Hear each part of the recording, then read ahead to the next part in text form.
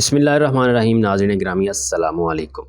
سلیمان رشدی، جنہیں امریکی ریاست نیو یارک میں تقریب کے دوران اسٹیج پر آ کر ایک حملہ آور نے چاقو کے وار کا نشانہ بنایا اور ان کو 5 دہائیوں پر محیط ادبی کیریئر کے باعث متعدد بار جان سے مار دینے کی دھمکیاں بھی موصول ہوئی۔ برطانوی مصنف نگار کی کئی کتابیں بے حد مقبول رہیں اور ان کے دوسرے مڈ نائٹ چلڈرن نے 1981 میں بکر پرائز انعام جیتا۔ ناظرین گرامی، آج کی ہماری اس ویڈیو کا موضوع سلیمان رشدی کی لائف پر منحصر ہے، تو لہٰذا ویڈیو آگے بڑھنے سے پہلے میری آپ سے درخواست ہے کہ میرے اس یوٹیوب چینل کو لازمی سبسکرائب کر لیں تاکہ اس طرح کی مزید انفارمیٹو بالخصوص اور بالعموم دنیا بھر سے تاریخی اور اسلامک ویڈیو آپ کو ملتی رہیں۔ سلیمان رشدی کا چوتھا ناول، جس کا موضوع شیطانی آیات ہے، جو سن 1988 میں شائع ہوا اور اس کا سب سے بڑا متنازع ناول اور کتاب بنا، جس پر بین الاقوامی سطح پر ایسی ہنگامہ آرائی ہوئی کہ جس کی مثال نہیں ملتی۔ 75 سالہ رشدی کو جان سے مارنے کی دھمکیاں دی گئی اور وہ اس ناول کی اشاعت کے بعد روح پوش ہونے پر مجبور ہو گئے اور برطانوی حکومت نے مصنف کو پولیس کی حفاظت میں رکھوا دیا۔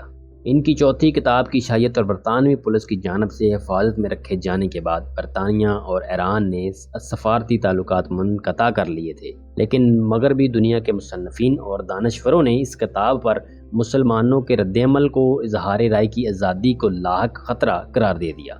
سلیمان رشدی کی چوتھی کتاب کی اشاعت کے 1 سال بعد ایران کے رہبر اعلیٰ آیت اللہ روح اللہ خمینی نے ناول نگار کے قتل کا فتویٰ جاری کر دیا۔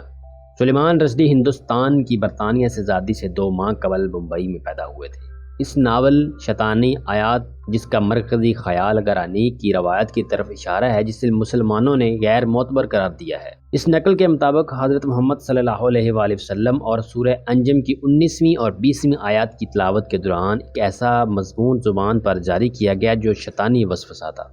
بہت سارے قارئین کی نظر میں اس ناول میں حضرت محمد صلی اللہ علیہ وآلہ وسلم کی توہین اور قرآن کریم کو بھی داستان، افسانہ اور شیطانی خیالات پر مشتمل قرار دیتے ہوئے پیغمبر رسول کے بعض اصحابہ کو بھی توہین آمیز القاب سے یاد کیا گیا ہے اور ازواج پیغمبر رسول صلی اللہ علیہ وآلہ وسلم پر بھی اخلاقی برائیوں کا الزام لگایا ہے۔ ناظرین گرامی، یہ اس کتاب کا مرکزی خیال ہے جس کی وجہ سے 1999 میں ایران کے رہبر اعلیٰ نے اس کے اوپر قتل کا فتویٰ جاری کر دیا۔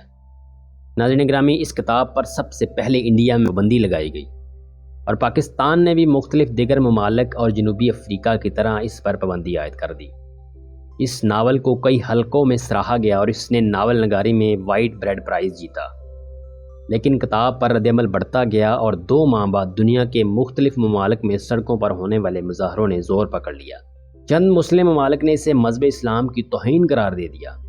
انہوں نے کتاب میں موجودہ مواد پر اعتراض کیا۔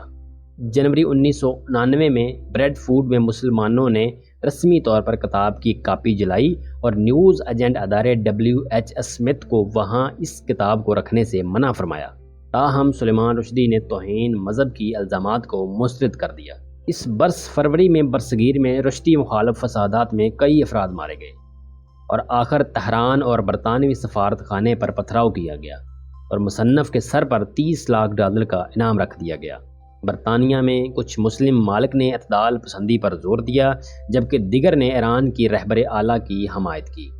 امریکہ، فرانس اور دیگر مغربی ممالک نے سلیمان رشدی کو دی جانے والی موت کی دھمکی کی مذمت کی۔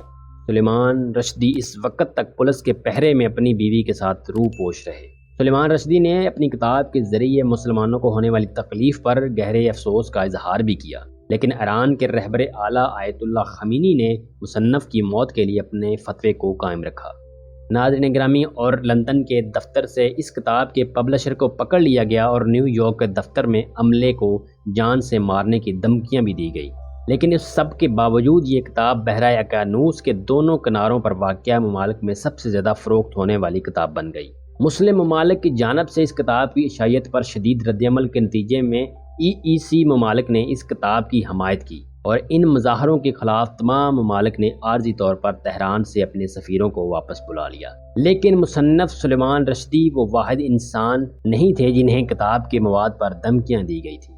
اس کتاب شیطانی آیات کا جاپانی مترجم جولائی 1991 میں ٹوکیو کی شمال مشرقی یونیورسٹی میں مرا ہوا پایا گیا۔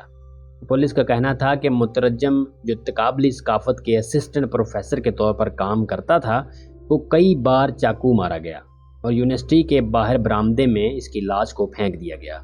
सुलेमान रश्दी ने 4 शादियां की और इसके 2 बच्चे हैं। वो अब अमेरिका में रहते हैं और अदब के शोबे में इनकी खिदमात के लिए 2003 में इन्हें नाइट का खिताब भी दिया गया। इन्होंने सन 2012 में अपनी मुतनाज़ा किताब शैतानी आयात के बाद पैदा होने वाले तनाज़ात के मुतल्लिक़ एक याददाश्त भी लिखी थी और 12 अगस्त 2022 को न्यूयॉर्क में इन पर कातलाना हमला हुआ, जिसके नतीजे में वो शदीद ज़ख्मी हुए और ताहम इन्हें फौरी तौर पर हेलीकॉप्टर के ज़रिए हस्पताल मुंतकिल कर दिया गया और वो बाल बाल बच गए। लेकिन उनके एजेंट का कहना है कि उनकी एक आँख की बनाई जा सकती है। नाज़रीन ग्रामी, जिस किसी शख्स ने भी नाउज़ बिल्लाह आप सरकार सल्लल्लाहु अलैहि वसल्लम, आपके सहाबा इकराम या आपके अज़वाज मुतहर्रात पर किसी किस्म की भी उनकी शान में गुस्ताखी की है तो वो शख्स रहती दुनिया तक इबरत का निशान बना दिया गया है। और इस तरह की कई मिसालें हमारी तारीख़ का हिस्सा है।